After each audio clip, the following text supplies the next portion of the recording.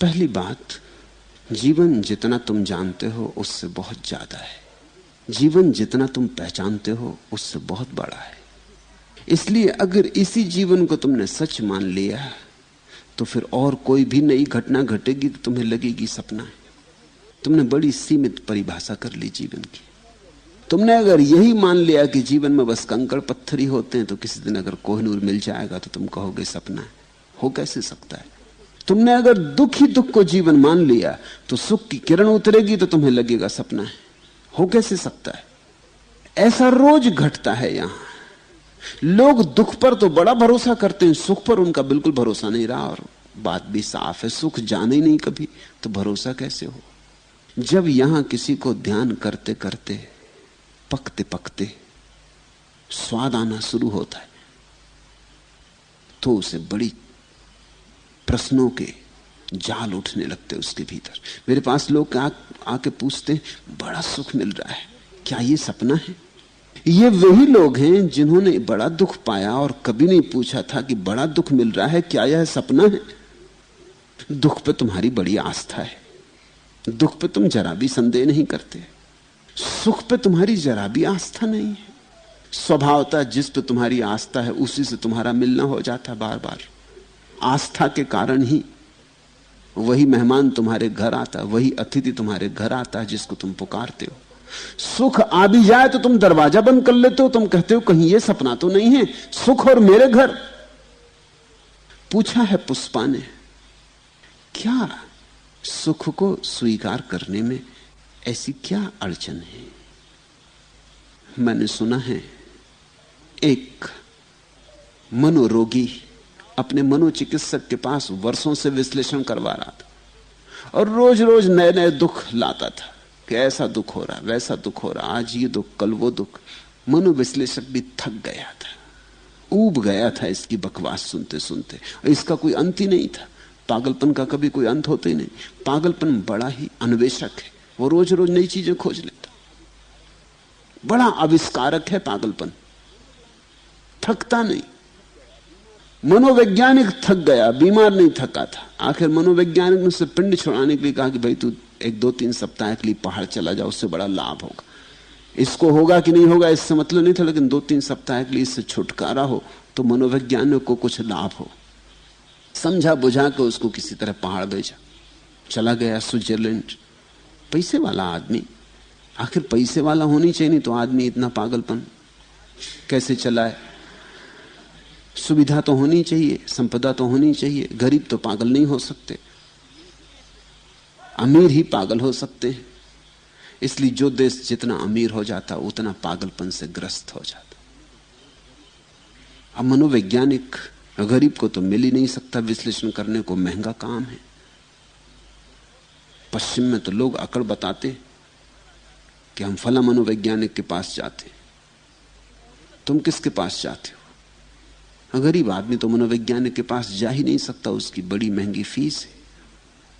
तो ये भी एक आभूषण है।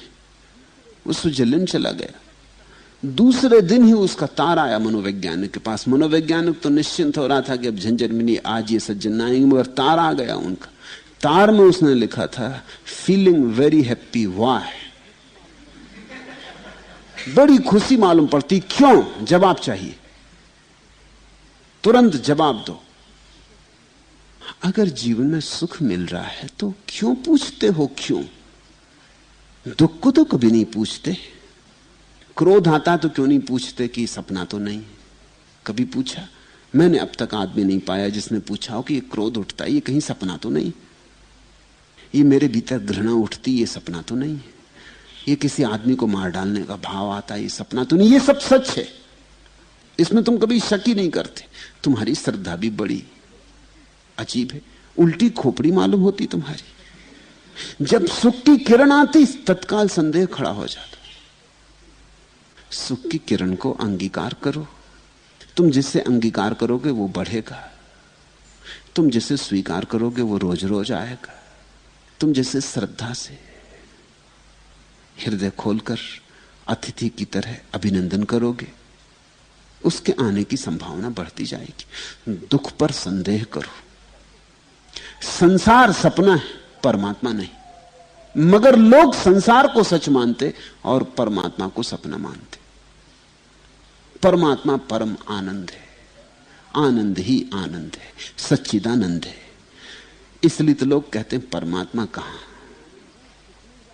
आनंद ही नहीं जाना, आनंद दूर, सुख नहीं जाना, सुख दूर, शांति नहीं जानी, कैसे परमात्मा को मान लें? पत्थरों को मान सकते हैं, परमात्मा को नहीं मान सकते। पत्थर सच मालूम पड़ते। इसको बदलो। इस बदलाहट की बड़ी जरूरत है। जब सुख की किरण आए तब भरोसा करो, जब प्यार उमगे भरोसा करो, जब शांति लहराए भरोसा करो। यही श्रद्धा है। श्रद्धा का अर्थ नहीं होता कि हिंदू हो जाओ, मुसलमान हो जाओ। श्रद्धा का यह अर्थ नहीं होता कि मंदिर में जाके सिर पटकाए, कि मस्जिद में जाके कुरान की आयतें दोहरा ली। श्रद्धा का अर्थ होता है जब परमात्मा द्वार खटखटाए, स्वीकार करो। अनूठे ढंग से आता परमात्मा, तुम्हारी बंधी बंधाई लकीरों से नहीं आता। परमात्मा के आने के ढंग बड़े रहस्यपूर्ण हैं। अब ये पुष्पा ने पूछा, कभी कभी रात में आपसे मुलाकात हो जाती, तो हो जाने दो, कुछ बुरा नहीं हो रहा, अच्छा ही हो रहा है। रात में क्यों हो रही? दिन में तुम्हारा संदेह से भरा हुआ मन बहुत ज्यादा मौजूद है। दिन में तुम मुझे मौका न दोगे। रात में ही चोरी छिपे तुम में प्रवेश हो सकता। दिन में तो तुम बड़े सजग रहते, पहरा देते। दिन में तो तुम बंदूक लिए खड़े रहते। दूसरों की तो बात छोड़ो, तुम मुझे भी दिन में अपने भीतर प्रवेश नहीं होने दोगे। तुम कहते कहां चले, भीतर मत जाइए, बाहर ही बैठिए। ये बैठक खाना रहा, सबने बैठक खाने बना लिए, वहां से अंदर नहीं जाने देते। बैठक खाने से भीतर प्रवेश नहीं करने देते। खोपड़ी तुम्हारा बैठक खाना है, बस वो बैठने के लिए है, वो ठहरने के लिए नहीं है। ध्यान रखना, वो जिनको 2 मिनट में बैठा के और विदा कर देना है। मुल्ला नसरुद्दीन एक दिन अपने घर का दरवाजा खोला, सज्जन एक प्रवेश किए, मित्र थे, बड़े दिनों बाद आए थे, तो जल्दी से वो मुड़ा। मित्र ने पूछा कि कहीं जा रहे थे? वो हाथ में छड़ी लिए, टोपी लगाए। उसने कहा कि नहीं, ये मेरी तरकीब है। उसने कहा क्या मतलब? मुल्ला ने कहा ये मेरी तरकीब, जब भी कोई आता मैं जल्दी से टोपी लगा के छड़ी हाथ में लेकर दरवाजा खोलता हूं। उसने कहा मैं समझा नहीं, इस बात का मतलब क्या? मतलब ये है कि अगर देखा कि इन सज्जन से नहीं मिल रहा तो मैं कहता हूं मैं बाहर जा रहा हूं, और अगर इनसे मिलना तो मैं कहता हूं मैं बाहर से आ रहा हूं। और ये छड़ी और टोपी इसका सबूत होती, दोनों हालत में काम आती। फिर जिनको सदा के लिए नहीं ठहरा लेना, उनको तो हम बैठक खाने में बिठाते। बैठक खाने का मतलब ये होता है कि आए, बड़ी कृपा की, अब जल्दी कृपा करो, जाओ भी। बड़ी खुशी हुई, आए, इससे भी ज्यादा खुशी होगी, जाओ।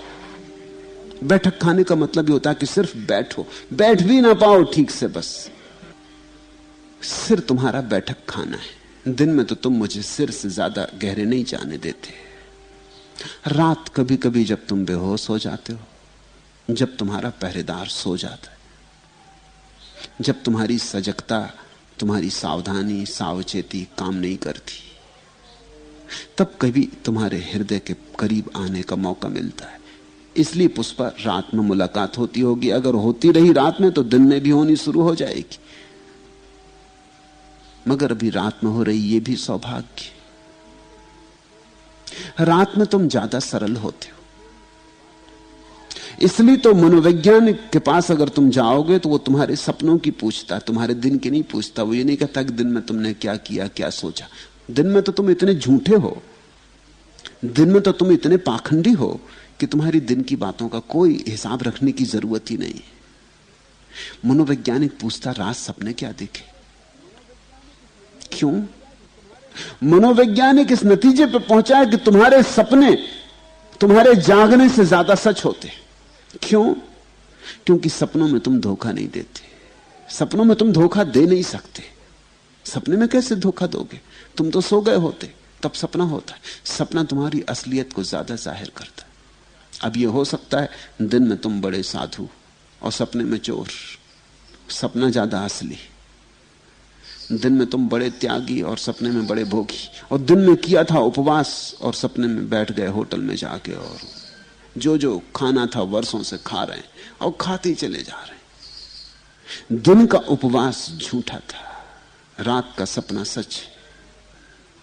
रात का सपना तुम्हारी असली स्थिति की खबर देता है, तुम्हारी वास्तविकता की खबर देता है कि असलियत तो यह है कि तुम्हें भूख लगी, और नकलीपन यह है कि तुम उपवास कर रहे हो क्योंकि पर्युषण आ गए और अब सभी कर रहे हैं, पड़ोसी कर रहे हैं,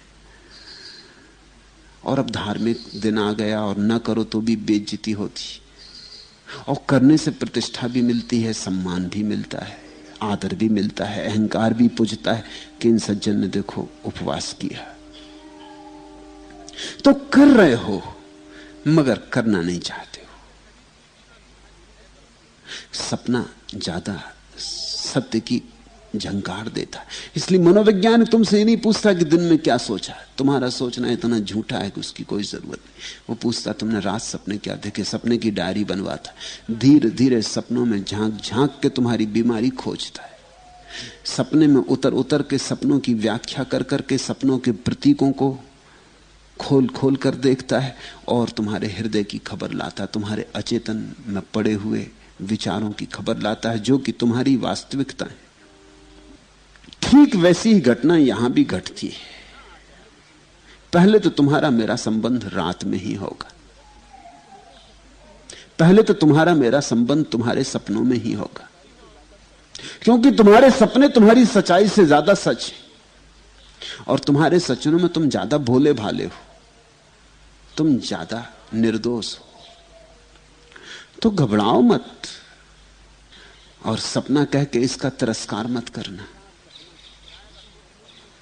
संसार सपना है, परमात्मा सत्य है।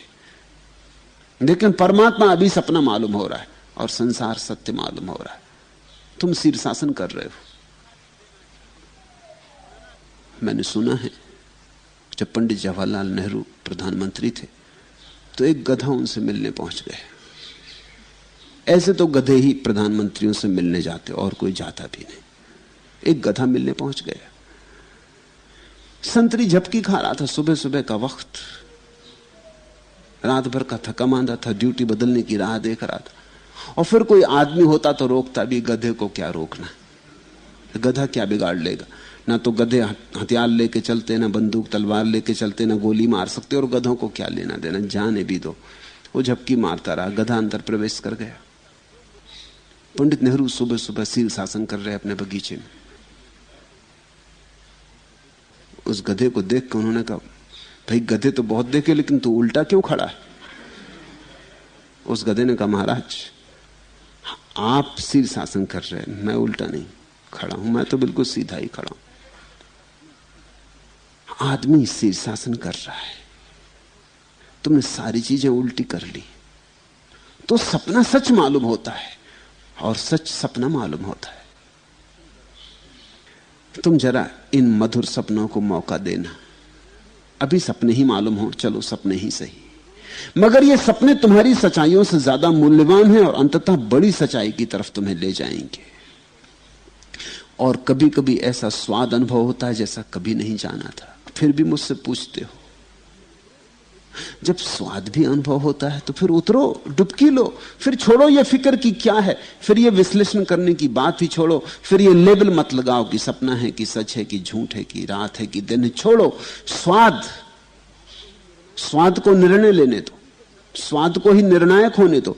और कभी कभी ऐसा स्वाद अनुभव होता है जैसा कभी नहीं जाना था। तो यह क्या है? बुद्धि को बीच में मत लाओ। क्या है पूछा कि बुद्धि बीच में आई और बुद्धि अड़ंगे डालेगी।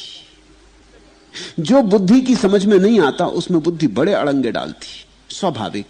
जो उसकी समझ में नहीं आता बुद्धि कहती ये हो ही नहीं सकता। बुद्धि कहती जो मेरे समझ में आता वही सच है। और बुद्धि की सीमा को सत्य की सीमा मत समझ लेना। यही बहुत लोगों ने किया है, यही उनकी जिंदगी का सबसे बड़ा दुर्भाग्य है। बुद्धि की बड़ी छोटी सीमा है। ये तो ऐसा ही जैसा टार्च लेके अंधेरी रात में तुम चले और टार्च की छोटी सी रोशनी जरा सा एक रोशनी का चकता पड़ता है, बस उतना ही सत्य नहीं है। सत्य बहुत विराट है। इस तुम्हारी बुद्धि की टार्च की रोशनी कितनी है, ये टिमटिमासी रोशनी, ये छोटा सा चकता, इसमें कुछ चीजें दिखाई पड़ती हैं, सब कुछ थोड़ी इसमें समाता है। सब कुछ को जानना हो तो बुद्धि से नहीं जाना जाता। सब कुछ को जानना हो तो बुद्धि के अतीत होकर जाना जाता है। सब कुछ को जानना हो, विराट को पहचानना हो तो क्षुद्र क्षुद्र चश्मे उतार देने होते। तो तुम ये पूछो ही मत कि यह क्या है। स्वाद मिल रहा है तो तुमने और स्वादों के संबंध में तो कभी नहीं पूछा। तुम बैठे किसी फल का रस पी रहे हो, स्वादिष्ट है, तब तुम नहीं पूछते यह क्या है। पूछा तुमने कभी? मुझसे तो अभी तक किसी ने नहीं पूछा, और मुझसे जितने प्रश्न लोगों ने पूछे दुनिया में शायद ही किसी से पूछे हो। तुम आइसक्रीम खा रहे हो, बड़ा स्वाद आ रहा है, पूछा कभी कि यह क्या है? स्वाद को जरूरत ही नहीं है प्रश्न की, स्वाद पर्याप्त है, स्वाद अपना प्रमाण है, स्वाद काफी है। लेकिन परमात्मा के स्वाद को ही क्यों पूछते हो? कारण है, वहां तुम्हें डर लगता है, वहां लगता है कि तुम सीमा के बाहर चले, ये कुछ बेबूझ होने लगा, ये अपनी पकड़ के भीतर नहीं हो रहा, ये अपने नियंत्रण के बाहर होने लगी बात, इसमें अपनी मालकियत चली जाएगी। ये स्वाद तुमसे बड़ा है, यही खतरा है। तुम छोटे हो, आइसक्रीम की फल का रस की मिठाइयां की शराब, वे सब स्वाद तुम्हारे हाथ के भीतर, तुम्हारी मुट्ठी में। ये स्वाद तुमसे बड़ा है। इस स्वाद में तुम डूब जाओगे, खो जाओगे। उन स्वादों में तुम डूबते नहीं, खोते नहीं, क्षण भर को आते चले जाते हैं। तुम्हारी मालकियत कायम रहती, तुम्हारा अहंकार डिगमगाता नहीं, तुम्हारा अहंकार सिंहासन पर आड़ूर रहता है। तुम्हारे अहंकार को उनसे कोई चोट नहीं लगती।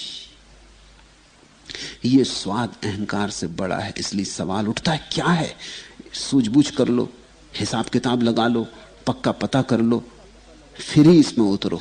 और तुमने अगर पक्का पता लगाने की कोशिश की तो तुम उतर ना सकोगे, और बिना उतरे किसी को पक्का पता लगा नहीं। तब तुम सोच लो, अगर पक्का पता लगाना हो तो उतर जाओ, पूछो मत। पूछना हो, ज्यादा पूछताछ करनी हो तो फिर एक बात पक्की है कि कभी पक्का पता ना लगेगा, क्योंकि तुम उतर ही ना पाओगे। बुद्धि बड़ी अटकाती, जहां जहां परमात्मा से मेल का मौका आता है बुद्धि अटकाती, जहां जहां क्षुद्र से मेल का मौका आता है बुद्धि बड़ी सहायता करती। बुद्धि क्षुद्र की सेवक है, क्षुद्र की दासी है। इस सत्य को पहचानो। ध्यान में रस आता है, लोग मेरे पास आ जाते हैं, वो कहते हैं क्या हो रहा, घबराए आ जाते, आनंदित नहीं आते। रस मिल रहा है लेकिन उनके चेहरे पे चिंता मालूम पड़ती। कौन सी चिंता इन्हें पकड़ ली? क्या बात है जिससे ये परेशान हो गए? और ध्यान के लिए आए थे, ध्यान में रस लेने के लिए आए थे, इसीलिए आए थे मेरे पास। और जब आना शुरू होता है तो बड़े बेचैन हो जाते। बेचैनी का कारण है ये इतना अनजाना रस है कि ये तुम्हारी पुरानी जानकारी से मेल नहीं खाता। ये इतना अभिनव है, ये इतना अज्ञात है कि तुम्हारे पास न कोई तराजू है तौलने को, न कोई कसौटी है कसने को। तुम्हारा सारा अब तक का जाना हुआ एकदम असंगत हो जाता है, और उसी से तुम नाफ करते हो, उसी से तुम परख करते हो। तुमने जो अब तक जाना है, बहुत स्वाद तुमने जाने, लेकिन ध्यान का स्वाद तो जाना नहीं। अब ये स्वाद आया तो तुम्हारे पास न कोई तराजू है, न कोई भाषा है, कहां इसे रखो, किस कोटि में रखो, कौन सा लेबल लगाओ, किस डब्बे में बिठाओ। तुम्हारी सब कोटियां छोटी पड़ जाती, तुम्हारे सब डब्बे ओछे पड़ जाते, और इससे एक बेचैनी खड़ी होती। आदमी को बड़ी बेचैनी होती जब वो लेबल नहीं लगा पाता, बड़ी बेचैनी होती। जैसे उसने लेबल लगा दिया निश्चिंत हो जाता। लेबल लगाने से लगता है जान लिया। फूल तुमने देखा, बड़ी बेचैनी होने लगती। किसी ने कह दिया गुलाब है, चंपा है, चमेली, तुम निश्चिंत हो गए, जैसे कि जान लिया। गुलाब शब्द से क्या खाक जान लिया कि चंपा किसी ने कह दिया तो जान लिया। ट्रेन में तुम सफर करते हो, पास में पड़ोस में बैठा एक आदमी अजनबी, तुम जल्दी बेचैनी अनुभव करने लगते हो। उसको अजनबी रहने देना, खतरे से खाली नहीं, चोर हो, लफंगा हो, पता नहीं किस तरह का आदमी हो। तुम पूछते हो भाई कहां जा रहे, तुमने सिलसिला शुरू किया। वो भी राह देखता था कि तुमसे पूछे कि भाई कहां जा रहे, कहां से आ रहे, क्या काम करते हो, क्या नाम है। इस तरह तुम बारीकी से अब पता लगाने लगे कि कैसा आदमी है, क्या करता है। अगर वो आदमी कह देता कि भाई दुकानदार हूं, तुम जरा निश्चिंत हुए। वो आदमी कह दे चोर हूं, तुम जरा सरक के बैठ गए। हालांकि शब्द ही बोल रहा है और पता नहीं, चोर बता सकता है कि मैं दुकानदार हूं, अक्सर बताएगा। उसने कह दिया कि ब्राह्मण हूं, तो तुम और पास आ गए, तुम भी ब्राह्मण हो। और उसने कह दिया शूद्र हूं, तो बस संबंध टूट गया, बात खत्म हो गई, एक लेबल लग गया। अब तुमने जान लिया कि बात खत्म हो गई। ऐसा हुआ एक दफे मैं बंबई ट्रेन में चढ़ा, बहुत मित्र छोड़ने आए थे। तो जिस एयर कंडीशन डब्बे में मैं था, एक सज्जन और थे। उन्होंने देखा इतने लोग छोड़ने आए तो समझा होगा कोई महात्मा है। जैसे मैं डब्बे में अंदर गया, वो एकदम साष्टांग दंडवत लेट के उन्होंने मेरे पैर छुए। मैंने कहा भाई आप बड़ी गलती कर रहे हैं, पहले पूछ तो लें कि मैं कौन हूं। उन्होंने कहा, वो थोड़ा बेचैन हुए क्योंकि ऐसा कोई पूछता है, ऐसा कोई कहता है। उन्होंने कहा आप कौन है? मैंने कहा मैं मुसलमान हूं। मेरी दाढ़ी से उनको थोड़ा भरोसा भी आया, तो बड़ा बुरा हो गया। मुसलमान के पैर छू लिए, ब्राह्मण थे वो, मगर उनको बैठ गए, थोड़े उदास भी हो गए। फिर मुझसे पूछा कि नहीं नहीं आप मजाक कर रहे हैं। अब वो अपने को समझाने की कोशिश करने लगे, नहीं नहीं आप मजाक कर, आप मुसलमान नहीं हो सकते। और जो लोग आपको छोड़ने आए थे उनमें कोई मुसलमान नहीं मालूम हो रहा था। नहीं नहीं आप मजाक कर रहे हैं। तो मैंने उनसे कहा कि मजाक ही कर रहा हूं। जल्दी से मेरे पास आके बैठ गए, ज्ञान की बातें पूछने लगे। थोड़ी देर बाद मैंने उनसे कहा कि कुछ शराब इत्यादि पिएंगे? क्या मतलब? महात्मा होके? मैंने कहा यहां कौन देखता है, पी भी लो। वो मेरी को आके सीट पे बैठ गए थे, जल्दी से उठ के अपनी सीट पे चले गए। कहने लगे आप आदमी किस तरह के? वो ब्रह्म ज्ञान की चर्चा उन्होंने बंद कर दी, अपना अखबार पढ़ने। अखबार वो कई दफा पढ़ चुके थे। वो अखबार तो सिर्फ मुझे बचाने को कि मैं दिखाई ना पड़ूं। मैंने उनसे कहा भाई छोड़ो भी, मैं सिर्फ मजाक कर रहा हूं, कैसी शराब। मैं तो परमात्मा के रस की बात कर रहा था। मैं ये कह रहा था कि कुछ परमात्मा का रस पियोगे? उन्होंने कहा अब मैं समझा, आप भी खूब धक्का मार देते हो, घबरा देते। वो फिर मेरे पास आके बैठ गए। ऐसा आदमी लेबल से जीता, जैसे शब्द सब है, सब कुछ शब्दों में भरा है, बस एकदम लेबल लगा दिया, बात खत्म हो गई। तो तुम निश्चिंत हो जाते हो कि चलो। जब मैंने उनसे फिर मजाक की तो वो घबरा गए। इगतपुरी पर जब टिकट कलेक्टर आया, उससे बाहर जाकर उन्होंने कहा कि मुझे दूसरे कमरे में। ये आदमी कुछ अजीब सा मालूम होता है क्योंकि बदल बदल जाता, और मैं रात यहां नहीं सो सकता, मुझे थोड़ी बेचैनी मालूम होती। वो बदल लिए कमरा। तब से तो मुझे तरकीब हाथ मिल गई। जब भी मैं अकेला होना चाहता, क्योंकि काफी सफर करता था, महीने में कोई 20 दिन सफर करता था, भीड़ भाड़ से छूट के बस ट्रेन में ही मुझे सुविधा थी अकेले होने की। तो ये तरकीब उस दिन से मुझे मिल गई। फिर तो किसी को भी डब्बे से हटाना हो बड़ा आसान हो गया। वो अपने आप हट जाते, उनको कुछ कहना ना पड़ता।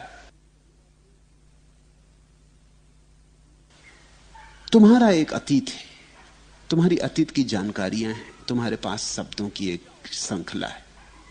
जब भी कोई नई चीज घटती है, तुम अपने अतीत ज्ञान में उसको कोई जगह बिठाना चाहते हो। बैठ जाए तो तुम निश्चिंत हो जाते हो, बेचैनी नहीं होती। ना बैठे तो मुश्किल होती। तो जब ध्यान का स्वाद आएगा तब तुम मुश्किल में पड़ोगे। ये आइसक्रीम का स्वाद नहीं, ना ये शराब का स्वाद है। न ये प्रेम का स्वाद है, न ये सौंदर्य का स्वाद है। ये वो स्वाद ही नहीं है जो तुमने जाने।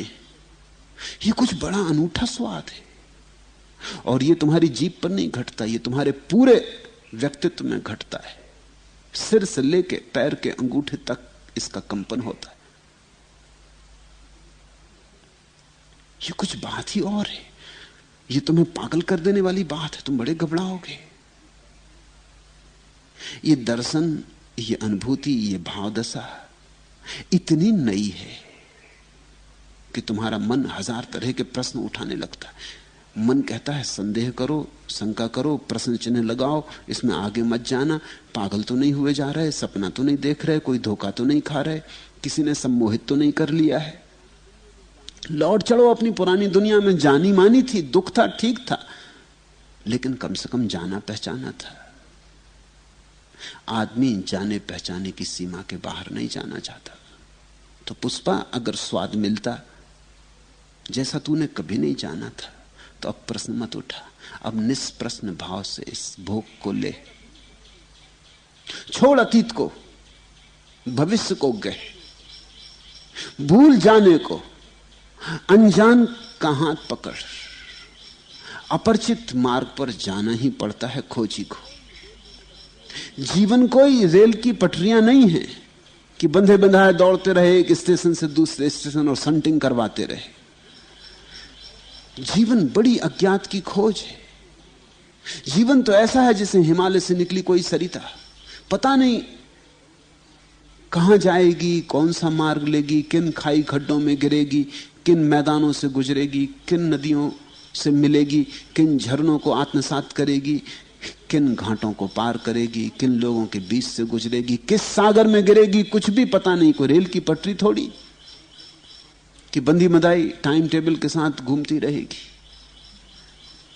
अज्ञात है जीवन की खोज, जीवन का विकास अज्ञात है।